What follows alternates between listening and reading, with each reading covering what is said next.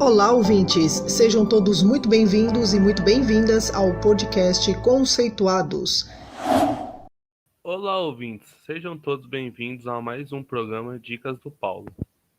Esse programa é uma oportunidade de receber dicas rápidas sobre o uso dos mapas conceituais. E para dar as dicas para a gente, o professor doutor Paulo Correia, diretamente da EASH USP, para o nosso podcast. Se você ainda não sabe quem é o professor Paulo, corre lá no nosso primeiro episódio para conhecer ele e toda a nossa equipe que produz o podcast Conceituados. Professor Paulo, eu agradeço mais uma vez a sua participação aqui no seu programa, trazendo mais uma sessão de dicas muito interessantes para a gente. Hoje, ouvintes, vamos conversar sobre a apresentação dos mapas, porque aqui no podcast, de uma forma geral, a gente tem inúmeras dicas e outros episódios que falam como produzir os mapas, como melhorar a técnica, até mesmo como ensinar os alunos a fazer mapas conceituais.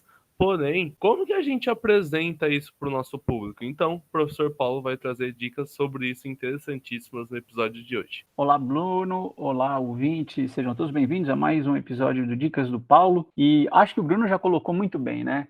A gente, via de regra, se preocupa com a elaboração do mapa conceitual, né? Como é que a gente constrói os mapas conceituais. E vários episódios anteriores aqui do Dicas, né, acabam trabalhando com este tipo de conceito. A importância da elaboração, como eu faço a revisão dos mapas, como eu organizo os conceitos, se eu coloco cor ou não no mapa. Só que aí chega uma hora em que a gente declara que esse mapa está pronto, e aí nós precisamos apresentar este mapa. Este é um outro grande desafio. Agora, a gente tem que sempre considerar o ponto de partida de toda essa história. Se eu estou fazendo um mapa conceitual, eu já tenho algum objetivo em mente, né? Qual é o uso que eu vou fazer desse mapa conceitual? Esse é um mapa conceitual só para organizar as ideias na minha cabeça? Ou esse é um mapa conceitual que eu vou gerar uma organização de blocos, por exemplo, da minha disciplina, e depois eu vou compartilhar esse mapa conceitual com os meus alunos? Eu vou usar esse mapa conceitual numa apresentação de slides, por exemplo, que eu vou fazer para outros professores. Então veja que quando eu começo a fazer um mapa conceitual, ainda lá naquelas fases de elaboração, eu já tenho mais ou menos uma ideia do que eu vou fazer com o produto final. E é claro que isso vai fazer muita diferença, porque se for só para organizar as minhas ideias, eu posso fazer um mapa grandão, um mapa gigante, como eu costumo dizer, porque esse mapa ele é só para mim. Então eu vou organizar as minhas ideias, eu vou começar colocando todas as ideias que eu tenho sobre um assunto, ou todas as ideias que eu tenho para responder uma pergunta focal nesse mapa. Ele vai ficar grandão, e eu não vou ver nenhum problema com isso, porque é exatamente isso que eu espero. Com o tempo, talvez eu vá começando a enxergar melhor possíveis categorias que organizem esse meu mapa gigante, e a partir daí eu vou refinando o meu próprio conhecimento. Se por outro lado, eu começo este processo de elaboração já sabendo que eu vou fazer, por exemplo, a apresentação do meu mapa em slides, ou na tela, como a gente pode denominar hoje, que eu acho que é até algo mais moderno, então eu já tenho que saber o seguinte: olha, esse mapa que eu vou apresentar na tela, ele não pode ser um mapa muito grande, porque se ele for um mapa muito grande, as letras ficarão pequenas e as pessoas não vão conseguir acompanhar meu raciocínio. Outro problema de ter um mapa desse, que eu vou apresentar na tela, que seja muito grande, é que existirão muitas etapas na leitura do mapa, muitas partes do mapa a serem lidas, e todos esses detalhes também vão distrair a audiência que acompanha a minha apresentação. Portanto, nesse caso, veja que só o formato da apresentação, ou seja, se for numa tela, já me obriga, como mapeador, a fazer um mapa pequeno, um mapa conciso, com poucos conceitos, mas que seja um conceito super importante. Porque da mesma maneira que a gente faz aqui no nosso bate-papo, Bruno, eu posso imaginar que na minha apresentação eu vou apresentar os elementos principais de tudo aquilo que eu quero falar, usando esse mapa pequeno na tela. Todos estarão acompanhando a minha leitura desse mapa pequeno na tela, e eu vou poder conversar com as pessoas sobre esse mapa. Então todo mundo agora que nos acompanha aqui no Dicas pode imaginar o seguinte: tenta imaginar que você está vendo o mapa conceitual que eu estou falando, e na medida em que a gente está olhando para essa tela imaginária, eu estou conversando com você usando elementos do próprio mapa conceitual. Por isso que numa apresentação, onde eu tenho a chance de conversar com aqueles que também estão lendo o mapa, o meu mapa pode ser bem pequeno, bem conciso, e isso vai me ajudar a comunicar as minhas ideias. Agora, se eu tiver que fazer a apresentação desse mapa sem essa possibilidade de conversar, aí eu tenho que, por exemplo, apresentar esse mapa pequeno junto com um texto que dê apoio ao leitor para entender exatamente quais são as minhas ideias. Então, para resumir essa primeira resposta, eu diria que assim, tudo vai depender do que você quer com o seu mapa conceitual. E você não pode decidir o que você quer com esse mapa conceitual só na hora de fazer a apresentação dele. O ideal é que você já comece a elaborar esse mapa conceitual sabendo qual é a destinação final que ele vai receber. Muito interessante, professor, seu comentário, porque é exatamente o que eu vinha pensando aqui desse lado, né? Que os mapas eles devem estar alinhados com a finalidade que a gente quer, né? E a gente pode dizer que existe algum formato certo de apresentação a depender do nosso público que a gente escolher ou não? O formato vai se adequar com o mapa que a gente está construindo.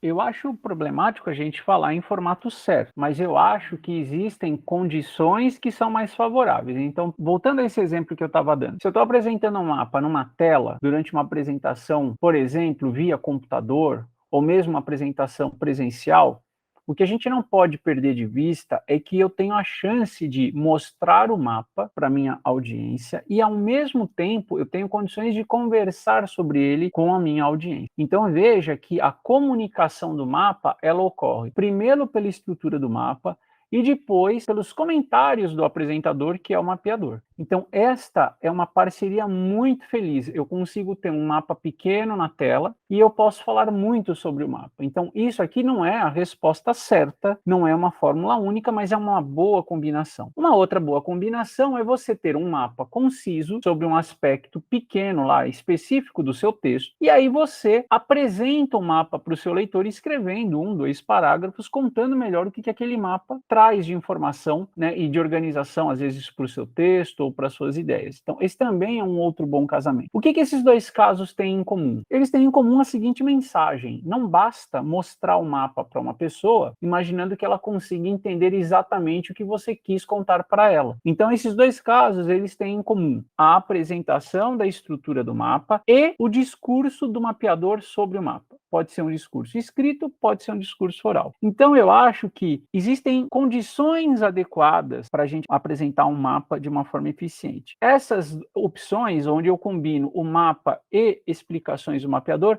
eu acho que isso se aplica a qualquer condição. Agora, é claro que não só a depender do público-alvo, mas também como a depender do conteúdo e a depender do tempo disponível, bom, aí a gente passa a ter outros elementos que vão interferir nessa dinâmica de apresentação do mapa. Uma coisa é você me convidar para um seminário e falar o seguinte: Paulo, você tem 1 hora para falar sobre o tema que você quer, fique à vontade para fazer do melhor jeito que você acredite. Então, aí eu posso fazer mapa conceitual e gastar um tempão ali discutindo o mapa. Agora, se o convite é: Paulo, você tem 5 minutos para fazer uma apresentação sobre esse mesmo tema, veja que isso vai mudar totalmente a concepção da minha apresentação. Talvez eu vá direto para o mapa e só fique nele. Não vai ter outros slides, não vai ter detalhamento, não vai ter nada. Vou ilustrar outra variável importante, que é o público-alvo. Vamos imaginar que essa apresentação de 5 minutos, ela aconteça para pessoas que têm experiência no assunto. Então, é gente que entende do assunto. Então, veja que eu também já vou calibrar a elaboração do meu mapa para cima, né? O que eu quero dizer com esse para cima? Eu já vou sofisticar as relações conceituais, porque eu vou pressupor que os fundamentos básicos do assunto todo mundo domina. Agora, para terminar as comparações, imagina que eu tenho 5 minutos para falar desse tema e o público é leigo no assunto.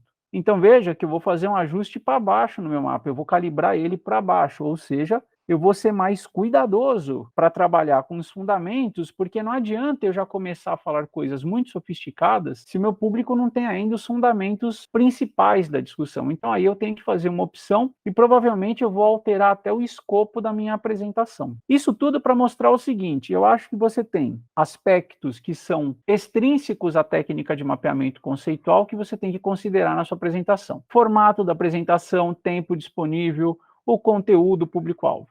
E eu acho que você tem aspectos intrínsecos à técnica de mapeamento conceitual, que é justamente aquela discussão que a gente fez no início dessa resposta, mostrando que eu tenho que mostrar o mapa e propor discussões e propor comentários e falar sobre o mapa com a minha audiência. Seja isso no formato oral, quando é uma apresentação, por exemplo, usando slides ou tela, seja por meio do texto, quando eu estou escrevendo, por exemplo, um trabalho científico. Professor, muito interessante esse seu comentário e também as comparações entre os formatos de apresentação com o tempo disponíveis. Agora, professor, existe alguma dica que o senhor possa deixar sobre formatação, organização, que ajude a gente melhorar essa apresentação? Por exemplo, fragmentar o mapa em alguns pedaços, ou adicionar seções, ou explorar hiperlinks, imagens, essas ferramentas que a gente pode inserir no CMap Tools, ela ajuda a gente a ter uma apresentação melhor e maximizar os efeitos dessa apresentação, a depender do público de interesse? Com certeza sim, Bruno. Eu acho que esses recursos do CMap Tools são super úteis. É claro que em alguns casos você consegue fazer as mesmas coisas usando outros tipos de programa. Então, a gente pode pôr hiperlinks, por exemplo, nos slides também, e isso de alguma maneira ajuda a fazer a transição entre conteúdos. Agora, o mais importante é, de novo, organizar o mapa conceitual e os recursos a partir dos quais eu vou descrever e discutir o tema que eu tenho que conversar com o meu público. Então, se a gente de novo voltar ao exemplo da apresentação de slides, eu posso imaginar que o mapa conceitual ele vai servir como um grande guarda-chuva da apresentação. Eu vou organizar as ideias mais centrais da minha apresentação nesse mapa conceitual. Ele vai fazer, às vezes, de um organizador prévio, que é um tema que a gente também já discutiu aqui no Dicas. Ele antecipa para o meu leitor, ou para o meu ouvinte, ou para quem está assistindo a apresentação de slides, a visão geral daquilo que eu quero comunicar. E é claro que a partir dessa visão geral, eu vou detalhar pontos específicos que me interessam. E esse detalhamento ele pode, por exemplo, ser feito por hiperlinks ou por slides, quer dizer, aí eu tenho uma série de opções que eu posso utilizar, mas a visão geral da apresentação, ela fica coesa, garantida e comunicável para o público desde o início na forma de um pequeno mapa conceitual. Outra dica que eu acho super importante é a gente sempre lembrar da possibilidade de identificar categorias quando a gente faz mapas conceituais. Ou seja, você está lá mapeando o tema de um projeto, o tema que você vai trabalhar com seus alunos no segundo semestre, um projeto interdisciplinar, qualquer coisa desse tipo, e a gente começa fazendo um mapa, sim, que não vai ter uma forma específica, porque a gente ainda está organizando as nossas ideias a respeito do tema. De repente, né, com algum tempo refletindo sobre o mapa, a gente começa a perceber que um determinado aspecto do tema está localizado, por exemplo, mais na parte superior do mapa. Um outro aspecto também importante sobre esse tema está na parte inferior,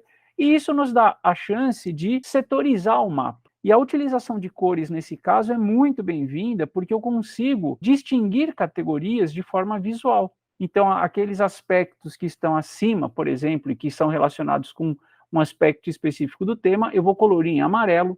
Aqueles outros conceitos que estão na parte inferior, eu vou colorir de azul. E eu já sei que os conceitos amarelo e azul pertencem a categorias diferentes, mas que são importantes para eu comunicar o tema principal do meu mapa. Então, a possibilidade de identificar essas categorias é uma grande virtude que o mapeador pode explorar e pode apresentar ao fazer seus mapas conceituais. E para isso, ele precisa investir um tempo maior na revisão dos mapas. Isso também já foi tópico aqui do nosso programa Dicas do Paulo, mas ao fazer isso, ele consegue organizar de uma maneira muito melhor o conhecimento que ele tem desse tema. E qualquer apresentação fica melhor quando o apresentador tem as ideias bem organizadas na sua cabeça. Então, para a gente fechar essa última resposta, a gente pode imaginar que, se o meu mapa conceitual é bem organizado e eu identifico essas categorias, eu consigo usar mapa com cores na minha apresentação, então eu melhoro a comunicação disso para o meu público. E uma outra vantagem adicional é que eu também tenho essas ideias bem organizadas na minha cabeça, o que também vai aumentar a clareza da mensagem que eu quero transmitir. Professor Paulo, muito bacana essa sua resposta, principalmente esse ponto que você destacou, dizendo sobre a clareza e a consciência, qual é a finalidade desse mapa e da clareza das ideias que o mapeador deve ter para conseguir fazer uma boa apresentação desse mapa e ajudando também nossos ouvintes a ter uma clareza. Vou fazer uma recomendação de 2 episódios muito interessantes dos Dicas, que é o episódio das dicas, né? O episódio 16, que são os mapas digitais e o processo de revisão. Nesse episódio tem dicas interessantíssimas sobre como que a gente vai utilizar essas ferramentas digitais que o professor comentou no episódio de hoje, como que a gente revisa, né, um mapa conceitual também buscando esse intuito da clareza das ideias. E também a gente fez um relançamento nos últimos tempos das dicas 6, né, que são dicas sobre os mapas no gerais, metacognição e organização dos mapas, que também vai ajudar com a intencionalidade e com a finalidade dos mapas, né? Ouvindo esse conjuntinho de episódios pode ajudar você a melhorar seu direcionamento e produzir mapas melhores e apresentar ele de maneira eficaz. Com todas essas dicas e todos esses comentários, eu agradeço mais uma vez o professor Paulo. E agora a gente tem que colocar em prática tudo isso que ele disse, fazendo nossos mapas e treinando as apresentações para diversos público-alvos, com diversos tempos, com esse público com alguns níveis instrucionais. Assim a gente vai melhorar, além da técnica, a nossa apresentação dos mapas. Além do podcast, você pode encontrar informações sobre o nosso grupo de pesquisa e o conhecimento produzido no canal do YouTube, Facebook e LinkedIn Mapas Conceituais e o nosso perfil no Instagram, Conceituais Mapas. Esperamos vocês por lá.